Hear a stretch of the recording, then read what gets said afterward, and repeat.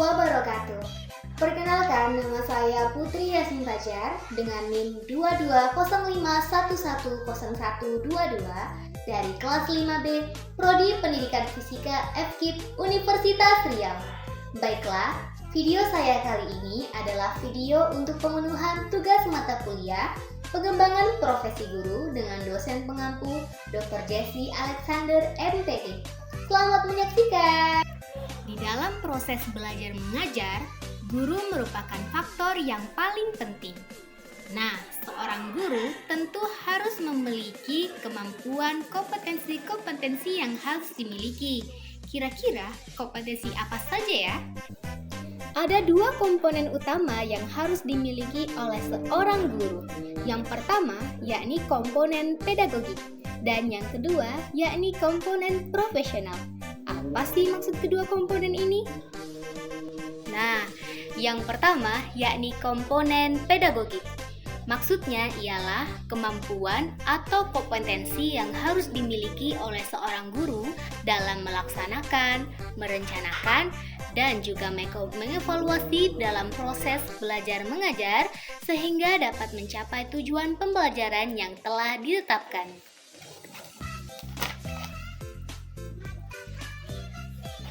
Ada 7 komponen utama pada kompetensi pedagogik yang harus dimiliki oleh seorang guru. Yang pertama, yakni kemampuan dalam menguasai materi pembelajaran. Seorang guru harus mampu menguasai konsep-konsep materi yang telah diajarkan, serta mempunyai keterampilan dalam menganalisis yang baik dan menjelaskan materi-materi pembelajaran kepada siswa dengan jelas, sehingga mudah dipahami oleh para siswa. Yang kedua, yakni pemahaman tentang proses pembelajaran. Guru harus mampu memahami tentang bagaimana perkembangan siswa secara kognitif, emosional, dan juga sosial. Ini mencakup tentang bagaimana proses kegiatan belajar mengajarnya. Apakah siswa tersebut memiliki faktor-faktor yang mendukung dalam tingkat motivasi serta gaya belajar dan minat siswa. Yang ketiga, yakni perencanaan pembelajaran yang efektif. Seorang guru harus mampu merencanakan pembelajaran sesuai dengan kebutuhan, gaya belajar, dan tingkat pemahaman siswa. Artinya, seorang guru harus mampu menyusun tujuan pembelajaran yang efektif dan menarik bagi siswa. Yang keempat, yakni perencanaan strategi pembelajaran yang beragam. Seorang guru harus mampu memiliki teknik pengajaran yang beragam, yakni teknik pengajaran yang meliputi aktif, kreatif, kolaboratif, serta sumber daya belajar yang beragam.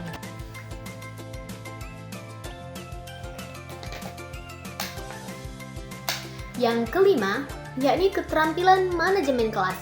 Seorang guru harus mampu mengatur suasana kelas yang kondusif, membangun hubungan yang baik dengan siswa, mengolah perilaku siswa, serta memberikan dukungan dan arahan kepada siswa secara tepat. Yang keenam, yakni pemahaman tentang evaluasi pembelajaran.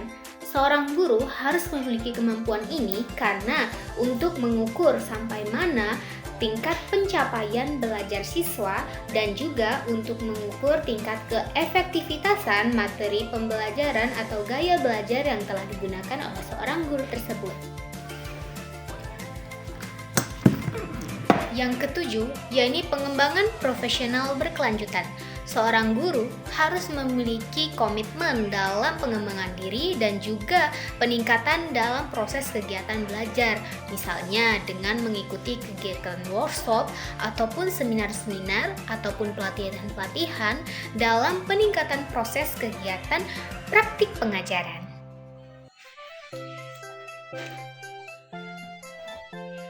Ada beberapa cara yang dapat digunakan untuk mengembangkan kompetensi pedagogik. Yang pertama, adanya pendidikan dan juga pelatihan. Yang kedua, adanya kolaborasi dengan rekan kerja. Yang ketiga, adanya kegiatan pengamatan dan juga mentorship. Yang keempat, adanya studi literatur. Yang kelima, mengikuti kegiatan workshop ataupun seminar-seminar. Yang keenam, adanya tingkat inisiatif mandiri. Yang ketujuh, adanya praktik secara mandiri. Dan yang kedelapan adalah feedback dan juga evaluasi. Nah, setelah kita mengetahui mengenai komponen pedagogik, selanjutnya yaitu komponen profesional. Nah, ini tak kalah penting dengan komponen pedagogik tadi, yakni di sini guru kita harus memiliki kemampuan dalam membimbing, mengelola, dan juga mengajar kepada para siswa. Di sini kita tahu nih bagaimana tingkat keprofesionalan seorang guru dapat diukur dengan adanya komponen profesional. Kira-kira ada apa saja sih komponen profesional? Yang pertama yakni kemahiran dalam mengajar, yakni guru harus memiliki kemampuan untuk merancang dan menyampaikan materi pembelajaran yang dapat dipahami oleh para siswa. Ini meliputi materi yang diajarkan serta keterampilan dalam menjelaskan konsep-konsep tersebut dengan menarik. Yang kedua, yakni keterampilan dalam berkomunikasi. Komunikasi ini merupakan kunci yang penting dalam memfasilitasi pembelajaran yang efektif. Guru harus mampu berkomunikasi dengan siswa secara efektif, baik secara lisan maupun secara tulisan.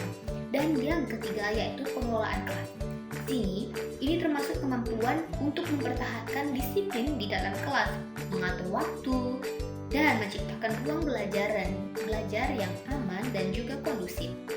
Yang keempat, yakni kemampuan mengelola pembelajaran. Guru harus mampu menjelaskan pembelajaran sesuai dengan tingkat pemahaman siswa, kebutuhan, dan juga tingkat gaya belajar siswa. Ini melibatkan penggunaan metode dan juga teknologi yang digunakan secara tepat. Dan yang kelima yaitu pemahaman kebutuhan siswa. Guru harus memiliki pemahaman yang mendalam tentang konsep kebutuhan dan karakteristik siswa. Ini termasuk tentang pemahaman gaya belajar, kebutuhan khusus, dan faktor lain yang mempengaruhi pembelajaran siswa. Yang keenam, yakni kemampuan untuk menilai dan juga mengevaluasi. Guru harus mampu menilai pemahaman siswa tentang materi pembelajaran yang telah diajarkan, memberikan umpan balik yang kreatif, kondusif, dan konstruktif. Ini melibatkan pemberian tugas, tes, dan juga untuk menganalisis project misalnya kan bisa juga, dan menggunakan data belajar siswa untuk melihat perkembangan siswa. Yang ketujuh yakni pengembangan profesional. Nah, mengikuti pelatihan dan seminar, membaca literatur dalam bidang pendidikan, dan kolaborasi dengan rekan kerja untuk bertukar pengalaman. Dan yang terakhir yaitu etika profesional. Ini mencakup menjaga integritas akademik, menghormati keragaman, dan menjaga kerahasiaan siswa. Nah, ada cara untuk mengembangkan kompetensi profesional. Kira-kira apa saja sih? Yang pertama, yakni pendidikan dan pelatihan lanjutan, mengambil sertifikasi dan juga kursus untuk tambahan. Dan yang ketiga, mentoring dan juga kolaborasi. Yang keempat, yakni membaca dan penelitian. Yang kelima, refleksi dan evaluasi. Dan yang keenam, penggunaan teknologi. Yang ketujuh, partisipasi dalam komunitas profesional. Yang kedelapan, praktik terus-menerus.